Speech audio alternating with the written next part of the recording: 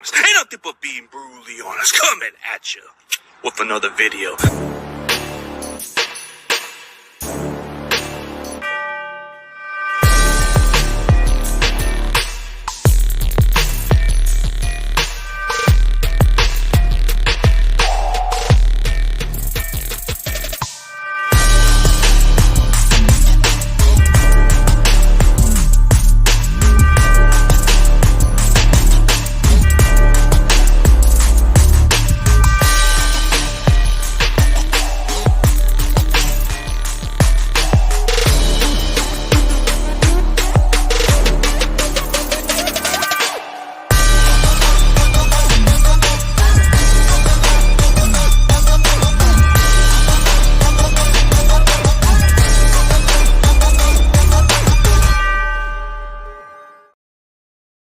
What's up, everybody? CG is back with another live stream.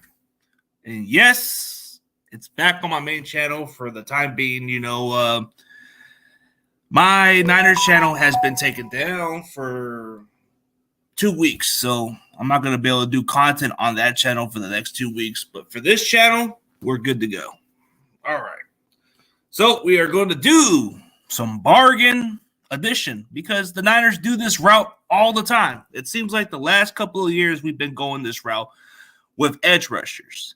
So it doesn't matter who we sign because Chris Kasarik can make magic work with any other defender on their team. So how's it going, David Corona? How's it going? Let's just go with the topics of why I think we're going to go a cheap route with these edge rushers because it doesn't seem like we go big on these names a lot. We don't. We go with these under-the-radar guys, and that's always been our route.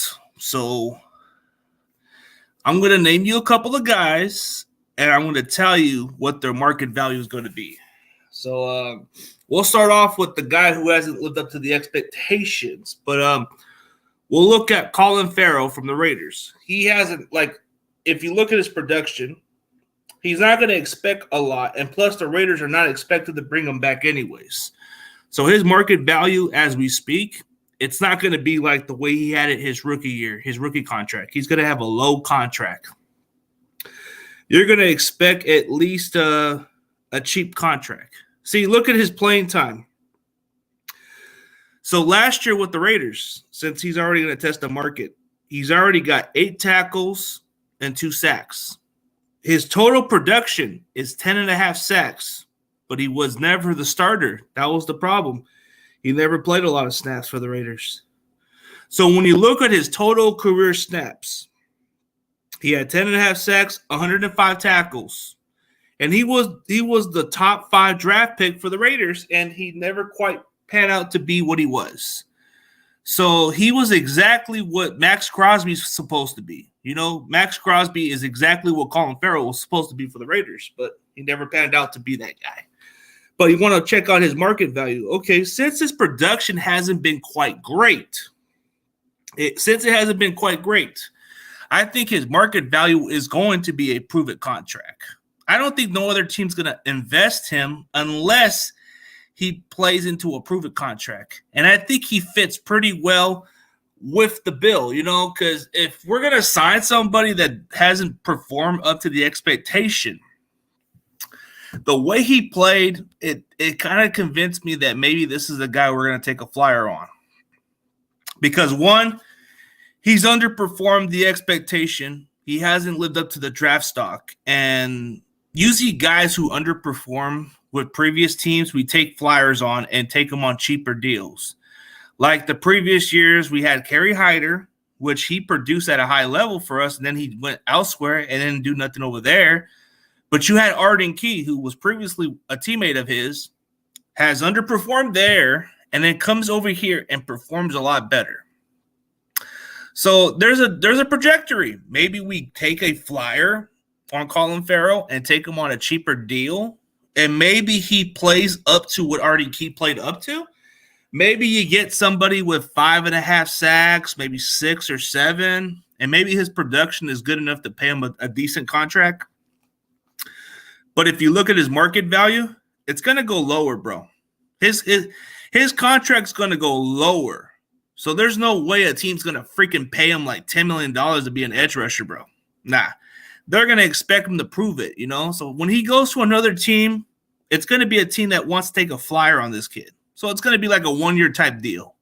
I'd be shocked if he takes a 2 or 3 year type contract, knowing that he's not your typical guy that hasn't proven nothing for the Raiders. I mean, if he goes elsewhere, he has to be really good for them. So that's another topic for the discussion here. So that's what I think. Like, if you look at his market value, I think it's going to be very affordable for the Niners to sign him. Very affordable to the price range. And maybe Chris Kutsera can do some magic and make this guy into something that he can be. So maybe you get a guy who can be a solid contributor, maybe a guy who can step on the field and get to the quarterback and maybe do enough to earn himself a contract either with the Niners or elsewhere. You can get one of those guys. So that's possible. And then there's another guy. There's another guy that comes to mind, and I'm going to discuss him pretty soon. This is the next guy that's under the radar. I think you're going to hear his name a little often, but he's not quite a big name yet. But I'm pretty sure if you can get this guy, you can get him on a really good contract, like on a really cheap contract where it's affordable. Like, I think you can sign him to like a Samson Ebicom type contract to where he can have a 2 or 3 year type deal, but he's not going to be expensive because he hasn't played a lot. He hasn't really played a lot. So that's where I can see where the Niners can definitely get this guy. Because his market value, because last year he signed with the Houston Texans. So he was originally a 5th-round draft pick for the Rams. So under his 4 years with the Rams, he didn't have too much of an impact with the Rams. Once he signed with the Houston Texans, which at the time was like a $3 million type contract where he had to prove himself. So this season alone, this was his season best. He had 5.5 sacks, 44 tackles with the Houston Texans. That's the production he got to play on the field. Because in the previous years, okay, if you look at his previous years, when he was with the Rams, he didn't have much of an impact. But now that he's kind of been ascending with the Houston Texans and actually did pretty solid for that team, you figure maybe there's something there for the Niners to take a flyer on. Or it's possible maybe the Texans might retain him, but I wouldn't sleep on the possibility of signing this kid. I mean, he's got raw upside. He's definitely going to be somebody you can definitely count on. Maybe he competes for a starting role with the Niners. Maybe him and Drake Jackson compete for snaps, and maybe you like what you see from the production. He's a very stout D-line, so he has about 44 total tackles, I guess 9.5 sacks. So 9.5 sacks, 78 tackles.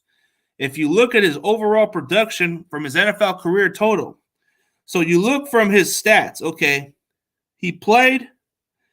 So I guess in 2018, he was on injured reserve. So when he was with the Rams during his previous years, in 2019, I think he was like coming off of his redshirt year when he was injured. So he had about 7 solo tackles, 1.5 sack, and then 2020, 12 tackles, 1 sack. 2021, when he played with the LA Rams for his final year, he had about 15 total tackles, 2 sacks. His last season with the Houston Texans, he signed a proven contract with close to $4 million. So he had a season best, 44 total tackles, 5 sacks. So you kind of see his production ascending, right? It's probably because he's getting more playing time. But I think if you take a flyer on this kid, he's got the ability to be really good at the next level. Played at the University of Oklahoma, by the way. Hey, how's it going, Crazy Juice? But you look at the production and you see the difference. He needed to prove himself elsewhere, and the Rams weren't going to use him the right way anyways. So once he went to a team like the Houston Texans that are a rebuilding team and actually have no direction, he had to be the one guy to step in and produce. And sometimes it's not a bad thing. Just because you play for a bad team does not mean you're a terrible player, bro. It means you have a chance to increase your value more, bro, because now teams get the chance to look at you and see what you can do.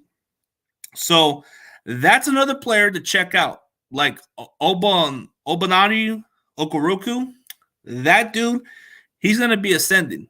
But I don't know, like his market value is, I don't think it's going to be as much like people would say. But I think since he had 5 sacks, I think his market value is going to probably be between the 6 to maybe 9 million range. But that's very affordable. I'd be surprised if they overpaid this guy. But he's only had 1 production year. So that would be a guy that I'm hoping we can get. And maybe D'Amico might just want to get him too. So it wouldn't surprise me if he comes back to Houston on a cheap deal. And he's a local kid in Houston too. So that would be kind of surprising. But that's another guy to look at. So there's another option there. I don't think his market value is going to be expensive. And we can look at another player, which I already said, Arden Key's another guy. Arden Key's another guy. But this time, we already know what he's all about. We already know his market value. We already know what we got from the previous years. So he originally signed, a $4 million type contract to where it was worth up to a little more of a bonus deal. So his guarantee money was $3 million, dude. But he performed, so he did pretty well. So when you look at Arden Key's previous years, Arden Key did pretty well with us when he left the Raiders, when he was cut. So you look at his production. Okay, so his production from the Jacksonville Jaguars, which is 27 total tackles, 4.5 sacks. I think total tackles was a season best, I believe. But if I'm being honest with y'all, if I'm being straight up honest, like I'll tell you where his production was pretty good. Well, he actually had better tackles with the Raiders. He had 30 total tackles as a rookie, but he didn't have much of a sack production. But his season best was with the Niners. So his season best was 6.5 sacks with us. He has 14 total sacks, 98 total tackles. His production has been kind of ascending, but last year his production slipped down to 2 sacks down. So I don't know, maybe his market value might still increase a little bit because he could demand attention for other teams. They've seen what they saw with him with the Niners, and they kind of seen what they've seen with the Jaguars. So it could be a pretty solid market value for him. I think Arden Key's making a strong case to maybe be maybe to have a contract worth about multi-years or longer. But if any other team knows him pretty well, it would be the Niners. I would think if you take a flyer on Arden Key, but give him at least 2 to 3 years, you get some good production out of him. And plus, he can be nice on the rotation. And he's a good tone setter guy. Like, he can really pump up the players. And I like that about him. His energy and his play on the field is outstanding. And I think it would be nice to bring him back. But those are other options to consider. But I don't know what other players in mind, but I'm going to go deep on those other players. And I'm going to tell you what their market value is going to be. And I don't think it's coincidence, but I've heard the market value of Jadeveon Clowney, which I don't think he has much left in the tank, but I think for his market value, it's going to be more of a prove-it deal at this point because he hasn't really performed up to the expectation. He's kind of been like a journeyman pass rusher at this point. I can see why we would take a prove-it deal with Jadeveon Clowney. He still has some years back. He still has maybe some production in him. Maybe he might give you a 6-sack type season, but yeah, that would be great to bring him back because he brings great. He knows the team, so it would be obvious. But for Jadeveon Clowney, see, I'm going on to all the other players. So I'm going to go with the guys who everybody's talking about that have market value to where it could be worth the risk. And I think Jadeveon Clowney would be more of a prove-it deal now. Because he was once a high top paid player at the position. Now his production has slipped. His sack production hasn't matched up to the contract. His durability has been a concern. His commitment, his attitude has been a concern. But you figure what's the market value for him now? Like, it's not going to be much. Like, I don't think it's gonna be a lot of money for him because he's already going to be 30 years old. So Jadeveon Clowney's value is not going to be as much as everybody says, bro. Because one, his production has slipped. And I'd be shocked if another team pays him a little more money than expected, bro. Like, I would want to take a flyer on him if I'm being honest, but I wouldn't want to freaking pay him a lot of money, bro. He hasn't performed up to the expectation. Okay, so previous production for Jadeveon Clowney. So Jadeveon Clowney, when he was with the Houston Texans, he was definitely their top pick. But since then, his production kind of ascended from Houston, but then his production slipped down once he left to another team. But he found success with the Cleveland Browns for one season, and then last year, he didn't do nothing. His production kind of goes up and down. He can't stay healthy on the field, but his production on the field is very questionable. Like the following season, he kind of has almost a double-digit sack type season. And then the following year, his production slips down. And then he can't stay healthy. And then his attitude on the field is concerning. But if you take a flyer on him, it's going to have to be maybe more of a reasonable contract. But I don't think his market value is going to be a lot of money, bro. Because if you look at his production, not that great, bro. Like, who wants to take a chance on a guy whose production keeps slipping? It goes up for a while, and then it goes down. Can't stay healthy, is not dependable. So you can't count on this guy. So that's another guy that maybe can be on a prove-it deal. That's a possible bargain, bro, because I don't think his value is not going to be that great, bro. I'd be shocked if another team pays him a lot of money, bro, but he's not even worth it no more, if I'm being honest. Then you got Samson Ebukam, who we can definitely bring back on a reasonable contract, but I think he's going to want a little bit more money. So that can be a problem right there. Because we signed him to a 2-year deal worth about $12 or $13 million. But his production kind of ascended a little bit. Like the previous years, he was with the Rams, and he had a decent year with them, but not quite the big numbers. But his best season was 5 sacks total with the Niners. His total tackles. Like, I don't think it's worth paying a lot of money for, if I'm being honest. Like, he's a solid guy you can definitely line in your starting lineup. He can stop the run. But I don't think he's worth, like, the money, the money. Like, Ebukam, he's a solid contributor. But would you want to pay him a little more? I don't know, man. Like, he's got the speed, he's got the ability, but we got him for 2 years for a reason because we didn't see much production out of it. We thought we can make something out of this kid. But if we're going to bring him back, it's going to have to be on maybe, I would say maybe give him a 1-year deal, if I'm being honest. How's it going, Chad Shredder? How's it going? But if you look at his production, so his season best was with the Rams in 2019, 48 tackles, which was his season best. His season best in sacks was 5. He's never surpassed more than 4 sacks until last year. So he's never passed that mark, Well, where'd I get that hat at?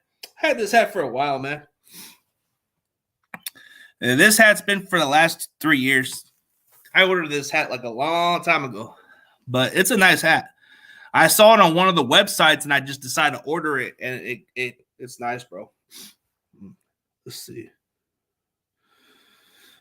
Samson Ebukam could be a nice option to bring back on a cheaper deal, but I wouldn't want to pay him a lot of money, bro. He doesn't produce up to the same level. But I think he's a worth option to bring back if you want to bring him on a reasonable deal. Jordan Willis is another guy. Jordan Willis is somebody we could definitely bring in again, and I don't mind him. He's good. I think you can bring him on a really good deal.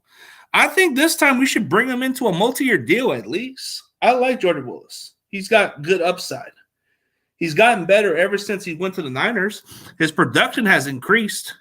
the way he's contribute on the team, yeah, I think that Ebikham's going to sign elsewhere because everybody thinks he's kind of like overly coveted a little bit. But Jordan Willis, bro, ever since we got him, his career has been ascending. I don't think he's going to expect a lot of money, bro. I think you can get him for a really good cheap deal, another bargain deal. So ever since he's played for the Niners, bro, his production has increased. And he's been a very reliable rotational player. Very good on special teams. A guy you can definitely depend on. So for the last 3 years, bro, Jordan Willis has been the guy that we can expect to bring back on a daily year, bro. So I would like him to come back for maybe 2 or 3 more years. Just so you can develop him. Maybe he might even break out next year. Maybe he might even be the answer if you give him some more snaps. But I do like his speed rush ability. Yeah. So if you look at his production with the Bengals, he had 1 sack every year with the Bengals. Jets, 1 sack. So most of his 3 years, he averaged 1 freaking sack a season with those 2 organizations. So when he went with the Niners, production from 2.5 sacks, 3 and 2. So his production has been increasing with the Niners. So you bring back Jordan Willis on a really good contract. I like the idea. I think his market value is going to be a lot cheaper. It's not going to be as pricey like some people would say. But I say it's a no-brainer. We should bring him back. I think give him a multi-year deal at least, like a 3 or 2 year type deal. Like, don't even bring him back for 1 year. Bring him back for 3 years at least. Like, he's a good player. I would want to bring him back. So that's another bargain player. I don't know. There's some guys you can take some upsides with, but there's a lot. There's a lot, dude. A lot. But I would want to bring him back. I think Ebikham's going to sign elsewhere. Bring back Jordan Willis. He'd be a lot cheaper. He wouldn't be that bad of a deal to consider. Let's see. I got to see what other bargain players we can think of. I have to look them up. But those are options there that the Niners could definitely consider bringing back. Oh, yeah. Kerry Hyder's another cheap option because his value is not that great. But I don't think it's obvious, bro. I think he probably won't even be back. I'd be surprised if we bring him back on a cheaper deal again, but it wouldn't make no sense. Charles Omenihu, I think he's an inside rusher, but I think he can do both ways. But he would be somebody you could definitely consider bringing back, depending on what's going on with his situation. But if we bring him back, that's a huge move. That's big for us. But I think Ed becomes more of an inside rusher than he is as an outside guy. So I don't think he makes much. I don't think he's much of an outside rusher. So we'll go by who I see as optionals. There's a lot of good players out there that we can definitely look at. So there's more. Let's see. You guys can give me some other option names, and I'll definitely look into their production, see what they can do. But I think Seattle's a pass rusher, but I think his market value is already adding up. So I think he's going to be a lot of money. I forget his name. I forget how you say his damn name, but he came from USC and played for the Chargers, and then he went to Seattle and did pretty well. I think he's going to be too pricey. Yannick Ngakoue, that's another guy, but I think his value is going to be overrated, bro. I think everybody looks at him as a good production guy, but not a good run stopper. Can he go cheaper? Can Yannick Ngakoue go cheaper, or do we find a way to get him? Because he's a nice edge rusher, a very nice edge rusher. Just doesn't stop the run. But you look at the production, the value of him, he could definitely rush the passer. There's some good ones out there, but we had to check out the options that fit. We should get Huff from the Jets. What do you mean, Huff? Carl Lawson's another guy I'm hearing about. I'm hearing Carl Lawson is a possible cut candidate for the Jets. I think they're going to cut him, so I'll look up Carl Lawson. Carl Lawson's another good option. Man, my throat's killing me, man. My apology, guys. A lot of my throat's pretty killing me. Having like some scratchy throat. Okay. Carl Lawson's got some good production. When he was like this year, like from the Jets, he had 7 sacks. I think the previous year he had 8 sacks, I believe.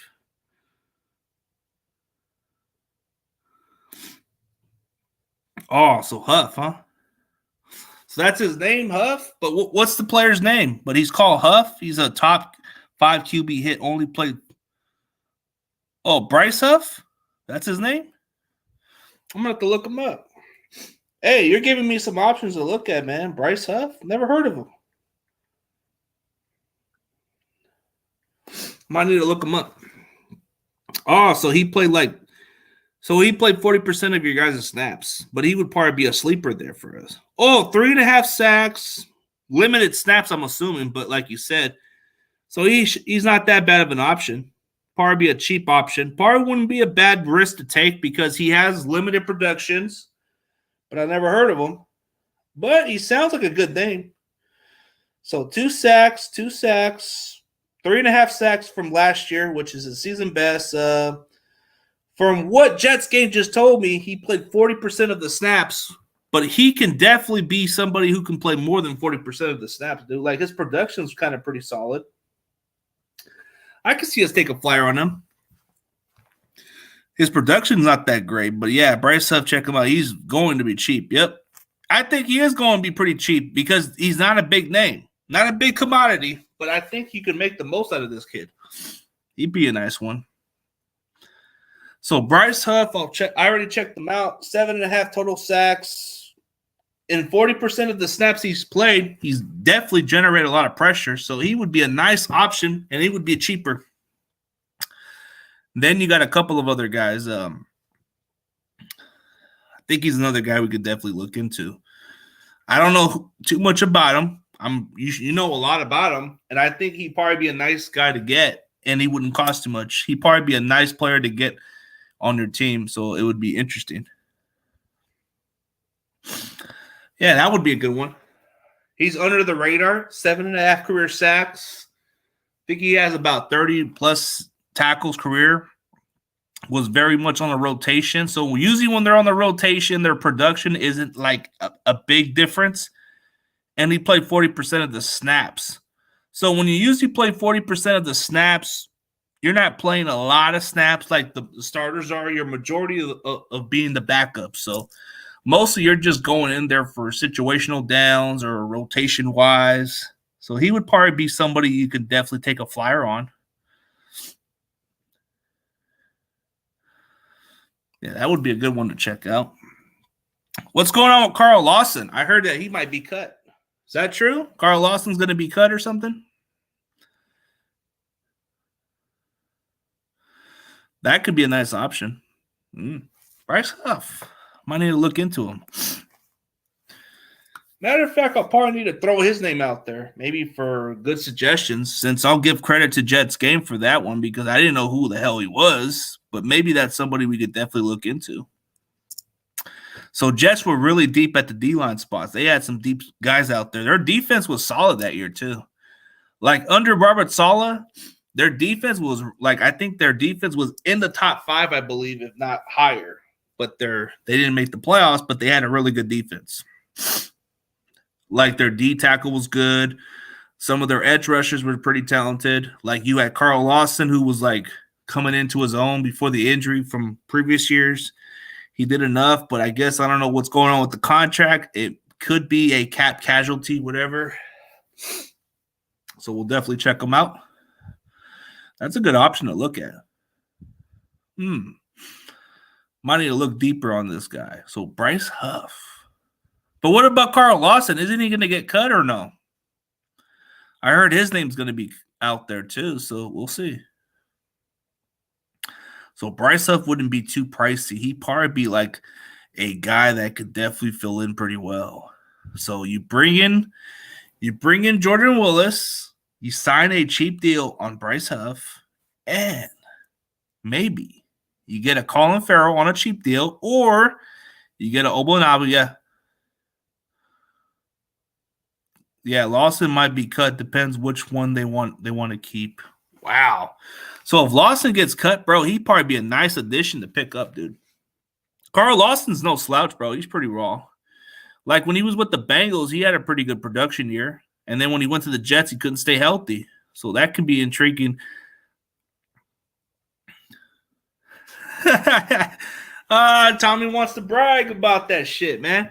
Tommy wants to say that Zach Wilson was a bust. I don't know, man. I think the fact that he hasn't really done nothing speaks volume.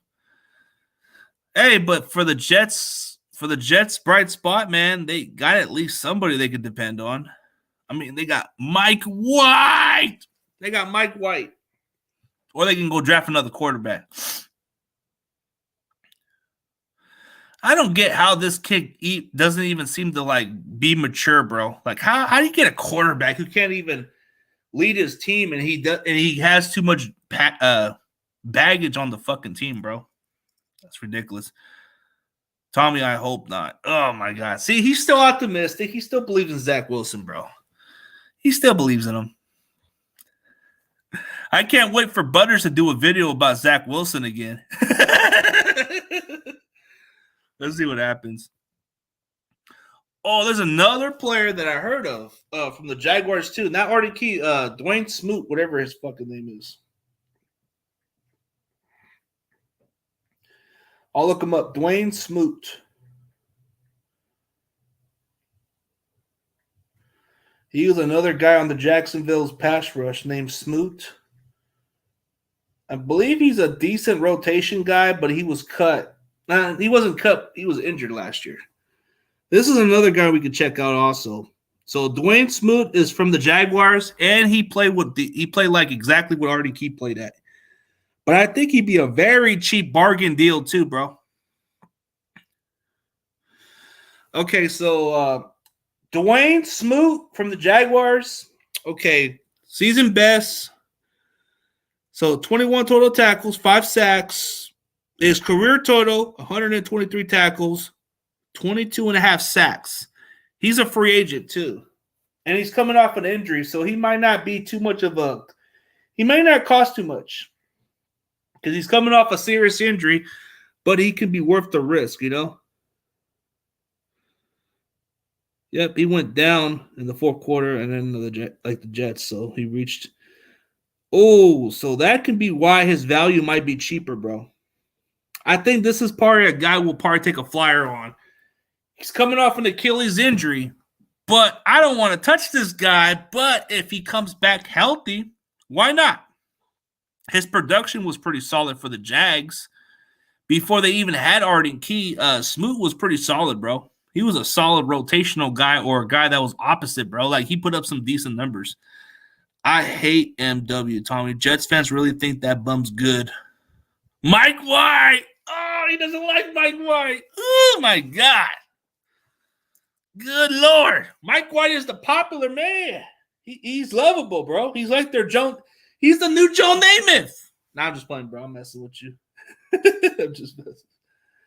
Oh, man. It's good. Yeah. So there's Dwayne Smoot, who can be a cheap option. So that's another guy to look at. So Dwayne Smoot, if you guys want to check him out, he's from the Jaguars. That's another guy to check out. I think on the Tampa Bay Buccaneers, there's another guy we can definitely look under the radar. But I think he plays exactly the same position as usually their third year is when they get their shit together. So maybe he might just have some humble experience with it. So we'll see. So we'll see what happens, man. There's other guys out there, but I guess Bryce Huff would be a nice one to look at. Definitely look at some more other guys, but there's Dwayne Smoot, who I forgot about, but he's coming off a serious injury. I don't know if we would take a flyer on this guy, but he has to be able to recover at a good percentage to where we can use him, or else there's no point of bringing him on the field. I hate that we take chances on these injury players, but if Dwayne Smoot if he can get healthy before the season, then he wouldn't be a big deal. He'd probably be a nice, solid rotation guy. If anything else, I don't think he'd be a starter. He'd be a nice piece to have in the rotation. And then you got other guys like there's a couple of dudes out there. But we'll get to that pretty soon, yeah.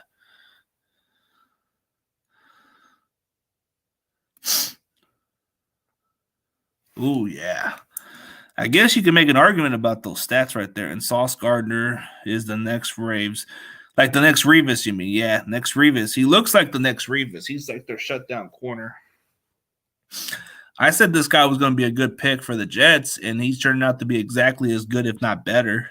He's not like thrown more targets at because they avoid him, and he can really he can be a good ball hawker. They just don't throw his direction much often. I think he's definitely is one of the better corners right now because he's young and he can probably make up some more leaps, bro. He can probably lead the lead in interceptions. Probably be the guy that probably doesn't get more targets, but when he gets his opportunities, bro, he's probably going to get like 5 to 6 picks, and it's probably still good enough to put him in the top list. So yeah, I think y'all for Reed and Sauce was best duel last year. We let Reed go from going to Seattle, and that's what made his career better. Is when we left them, Seattle made him better, and I think that's what makes it so interesting. But I guess DJ Reed's having a good career overall, man, just by getting an opportunity. We never used him much, bro. We never got a chance to use him as much as a nickel, and he just never quite fit in with us. We were trying to stash him in from the injury list, bro. We were going to try to put him on IR so he can come back the following year, but the Seahawks said, we're going to take a flyer. Screw that. And it just ruined our fucking development. I knew from there was something good with DJ Reed. It just, they never used him right. So that's what happens. I mean, it always happens for the best, bro. A change of scenery is always good for certain players, but we always hate it when it comes to another team. But yeah, it's ridiculous. But the point is, dude, sometimes it's always for the better. So we can definitely check out some more of the players, bro. But there's some guys out there. But don't be surprised if we sign one of those edge rushers. It can be Bryce. It can be Bryce Huff. Bryce Huff is looking like an ascending player from what Jets game said. It could be Dwayne Smoot, who we like to take chances with these injury players, like roll the dice. Or it can be Arden Key back once again. Yeah, he's on the rise. He's getting developed the right way. He needs to play. That's what matters. Or we could take a flyer on the guy from the Houston Texans, Ogbonnayi Okoronkwo from Oklahoma. We could take a flyer. I hope we get this kid. He's got upside, dude.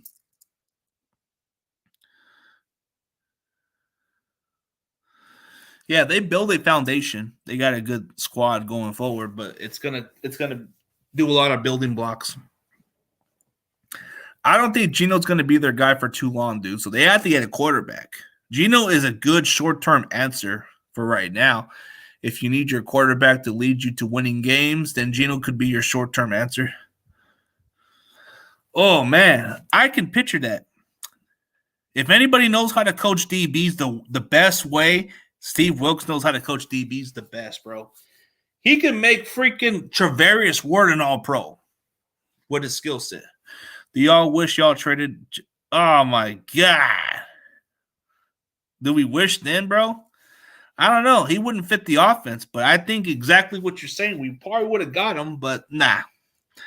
I think you guys needed him more than we needed Wilson, bro. We didn't need Wilson. Wilson's more like a speed receiver. He doesn't really do – like, he can make some plays for you guys.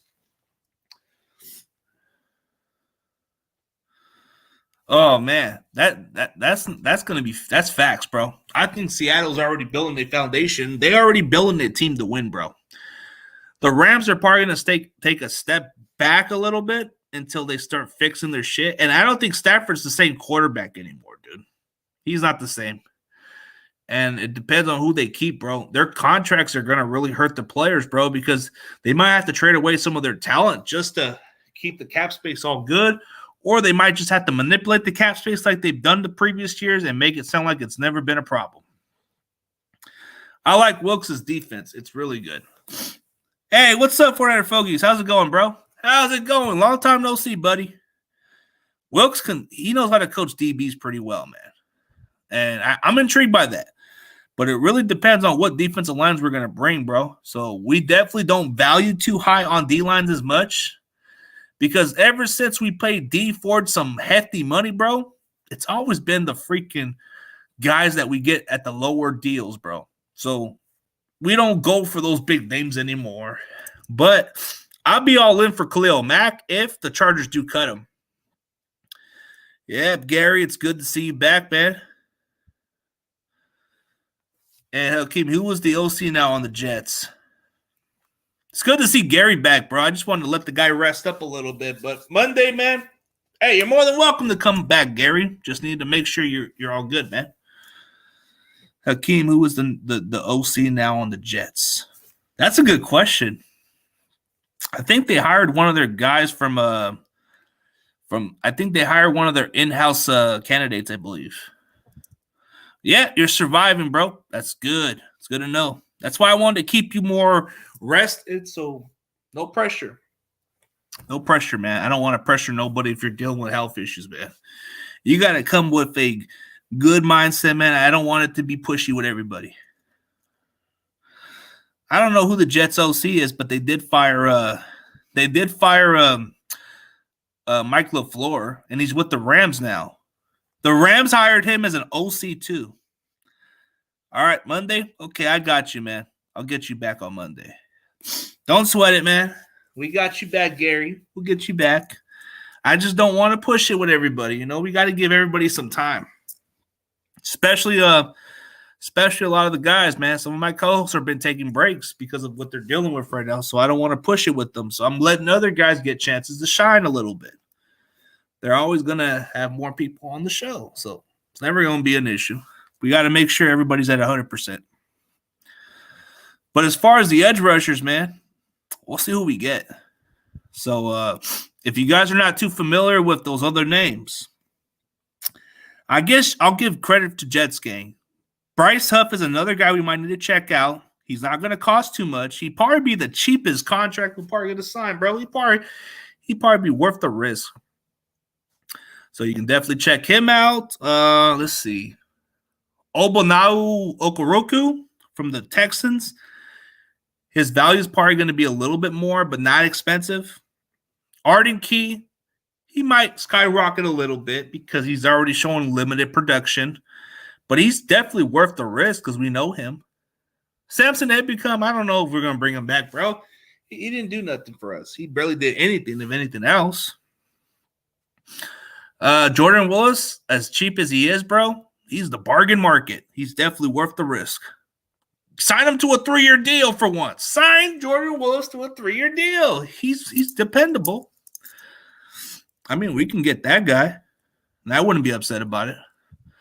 Jadeveon Clowney, bro, I don't see no purpose, but if he can step up and play up to the same level he once did, then by all means, let's take a flyer on Clowney. But I don't think he's worth it, but it can't hurt us if he's going to take a prove-it deal.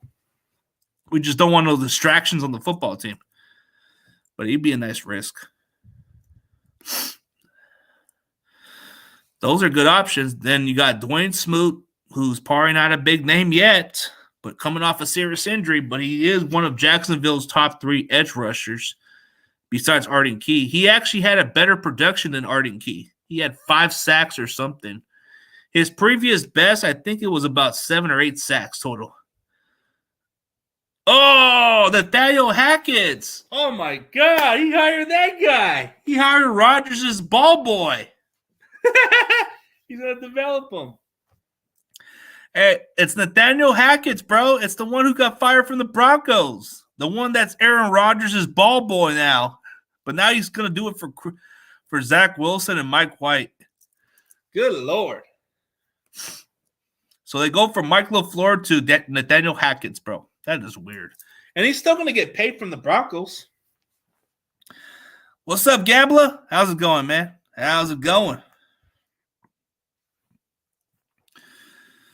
Yep, I want to do a wrestling podcast pretty soon, but I want to do it at 1 p.m. with these Rams content creators. We're going to talk some wrestling, do a little discussion, and then we're going to end it from here. And then I want to probably just do some Probably gonna chill for the rest of the day after this. But yeah, man's trash. A man's trash, another treasure. He's probably not that bad of an OC. Yeah, he might be too expensive because they're looking at his production because he played a lot of snaps. That's the only difference.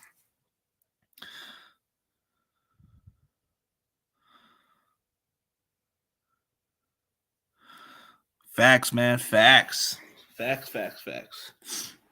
Yep, we'll see about it. Thank you guys for tuning in. I'm about to end the stream, but I'll see you guys later on. We're going to discuss some wrestling topics and probably like at 1. So I'll catch you guys later. Peace.